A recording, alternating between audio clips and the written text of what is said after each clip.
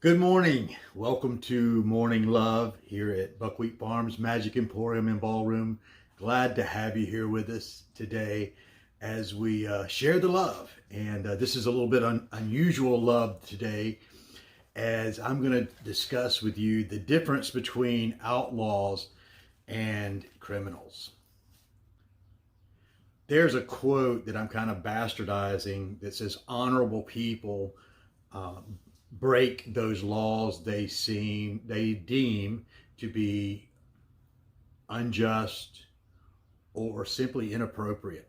The quote actually goes on to say something to the extent of honorable people have a moral obligation to disobey those laws they find unjust or inappropriate. The perfect example of this is how jury nullification came about in the US.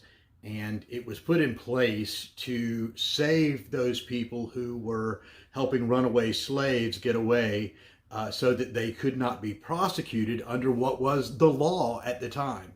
So juries, a juror could nullify an entire jury, one juror, by simply stating that I disagree, or I deem this law unjust, or the application of that law unjust.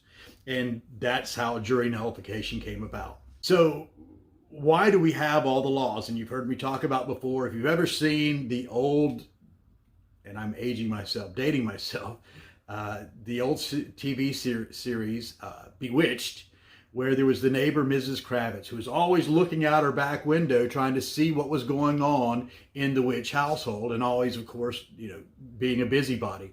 And that's generally how laws come into effect. Someone sees someone doing something they disapprove of, and they say there ought to be a law. The reality is that law is only effective insofar as you choose to obey it. You've heard me give the example before of the stop sign, how the stop sign doesn't stop anyone. It is only people's choice to do what the stop sign says. There's no law that keeps anyone from doing anything. If it did, there wouldn't be a continuation of laws. In fact, I simplify things down to one law: do unto others as you would have them do unto you. Love your neighbor as yourself. It's anything beyond that really steps over into tyranny and steps over into a matter of opinion. Do you need a law to tell you that it's wrong to kill someone? No, there's something instinctively within you that tells you it's not right to initiate violence against someone. If you're not willing to kill someone significant in your life in order to enforce it, then it's not a law. It's a matter of opinion. My brother Bob was talking about the seatbelt laws and said, yeah, as soon as they said it's a fine, I knew it was all about the money. And generally that's what it's about: money and control. See, we're all honorable people because we all break those laws we seem unjust or inappropriate. All you got to do is drive down the interstate and see how many people, and my brother and I love these guys. We applaud the guys in the hyped up cars, and they're zooming ahead. And they're willing to pay the tax in order to drive as fast as they want to do. And most people would look at them and say, oh, they're criminals, they're criminals, they're criminals. Well, no, they're outlaws. And there is a significant difference. See, they don't write warning tickets for actual crimes. They only write warning tickets for those matters of opinion. Everyone at some point in their life has broken the law.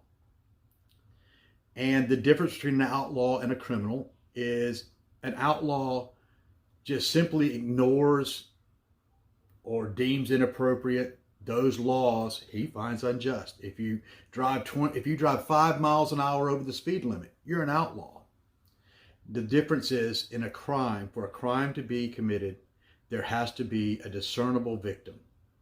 So proudly wear that outlaw tag, that label today.